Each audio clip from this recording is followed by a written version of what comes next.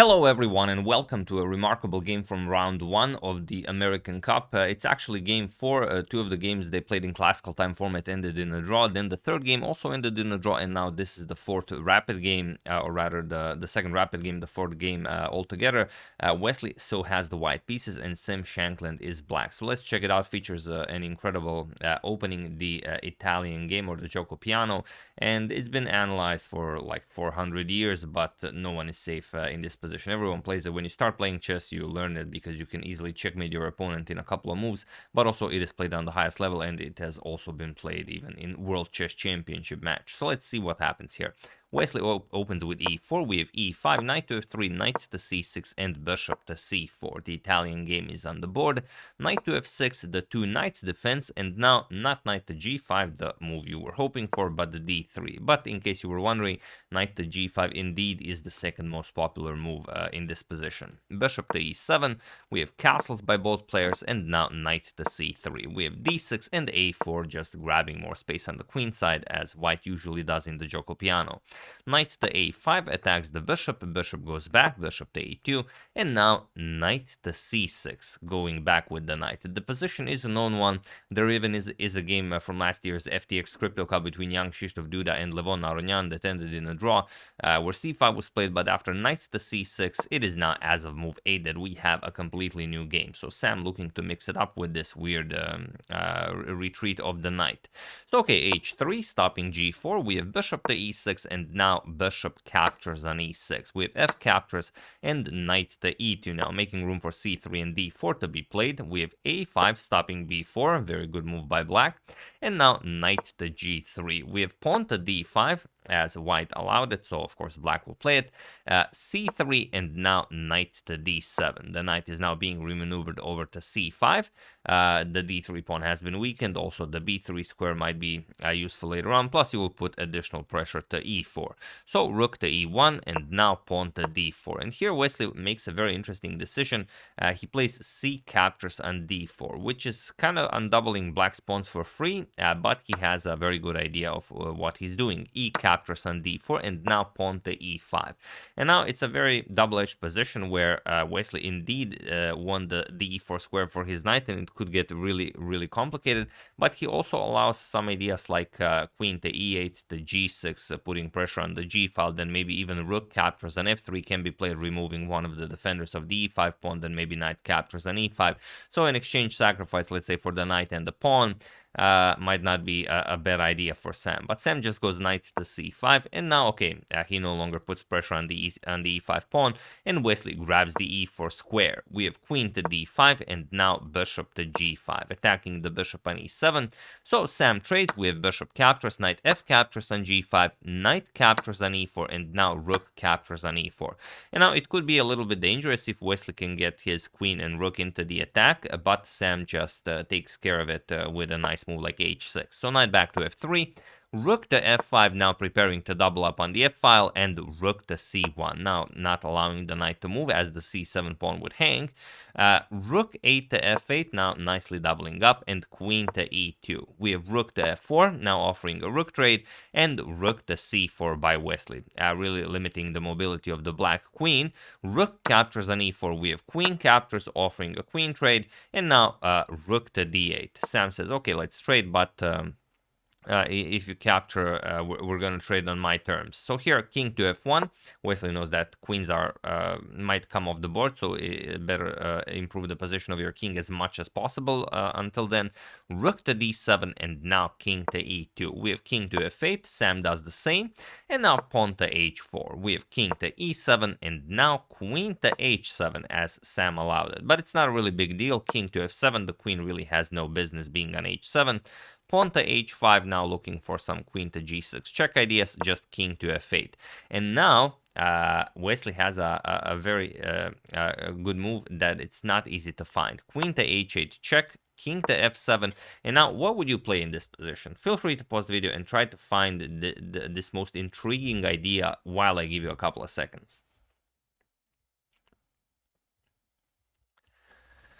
So for those of you who were able to do it, congratulations on realizing that there's really no danger from black here. And for those of you who just want to enjoy the show, it is queen all the way to a8. It's not an easy move to make because you bring your queen all the way away from the action, but there's nothing for black to do here. There's no way to break through, and the rook and knight and pawn here are just paralyzing all of black's pieces. The problem is you're losing the b7 pawn, then the knight on c6 becomes weak, and black has no counterplay here. There's really not a move black can play. If you play knight captures on e5, then look at this, rook captures on d4, and okay, the queen can move, it's not a problem, but now rook f4 check, king to e7, and queen to f8 will be checkmate, so that's a big deal.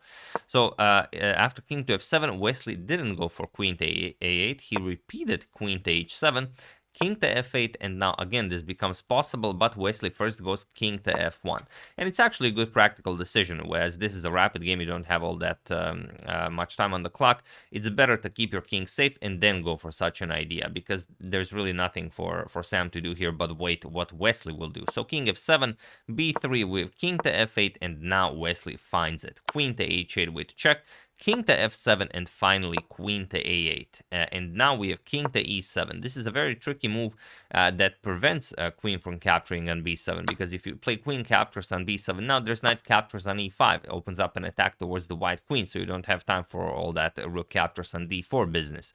So here you would probably have to trade rook captures, c captures, rook captures, and it pretty much trades down into a draw. So instead, after this king to e7 move, now queen captures on b7 doesn't work. Feel free to pause the video once again and try to find pretty much the only idea that works for white while I give you a couple of seconds.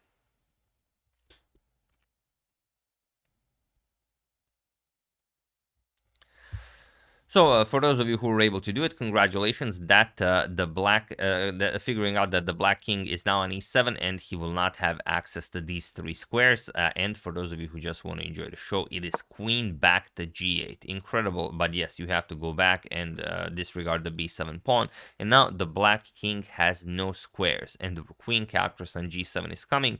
There's just no defense against that. Okay, knight captures on e5 was played, but it doesn't matter. Rook captures on d4.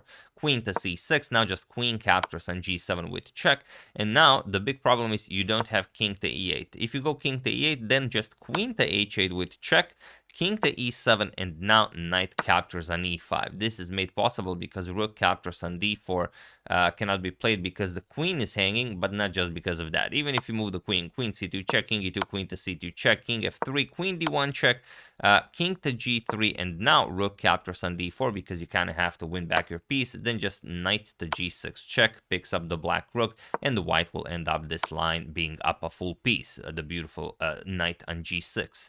So instead, after queen captures on g7, he had to play knight to f7, but now it's just it's brilliant how simply Wesley makes it seem. Rook captures on d7 with check, queen captures on d7, and now knight to e5 attacks the queen and pins the knight. So queen to d8, e8, the only move that defends the knight, and now pawn to g4. And it was in this position on move 42 that Sam Shankland resigned the game, as there is nothing more to be done here. There's really no move black can play. Okay, you can play a couple of pawn moves, but it's a Zugzwang ready to be created, because queen to f8 offering a queen trade is impossible. You just play knight to g6 check, and black blunders the queen. And if you don't have this move, you could play some pawn moves, c6, but again, it's very, very simple to win. It's just g5, the knight cannot move, you're gonna capture, white creates a pass pawn and pushes it to victory. That's all there is to it. Like b5, you're gonna play h7, let's say black trades once, you can even recapture that, the position is that good, and after g4, you're just gonna trade everything. Knight captures, queen captures, king captures, and a simple h8 queen, you're now up a full queen. So yeah, after g4, Sam resigned, and a brilliant positional masterpiece by Wesley. So in the one of the oldest openings ever in chess, the Gioco Piano, or the Italian game. And for those of you who are interested in the standings from the other pairings, this is it. Hikaru Nakamura defeated Samuel Sevian, the only one to win a game in classical time format. Levon Aronian lost to Linier Dominguez Perez after 3 draws, and then losing a game to Linier with the black pieces in in the second rapid game. Also the same in Wesley versus Shankland, 3 draws, and then Wesley wins with the white pieces, and the same as in Fabiano Caruana's game, 3 draws, and then Fabi won with the white pieces against Ray Robson. So pretty incredible first quarterfinal of the American Cup. We'll see what happens in the semifinal. Will there be more decisive games in classical, or will players focus more on the rapid chess? So yeah, that's the game. Hope you guys enjoyed it. Really a weird position where you really have to go queen to a8, and then after king e7, queen back to g8. But sometimes you have to do this. You have to realize that there's no danger, and you can just do pretty much whatever you want, and then the moves just come by themselves.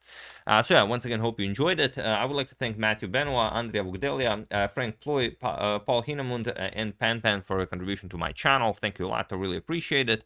As usual, you can check 2 of my previous videos here. Thank you for watching, and I will see you soon, continuing the coverage of the American Cup and whatever else happens in the chess world. So thank you all. I will see you soon, and have an excellent rest of your day.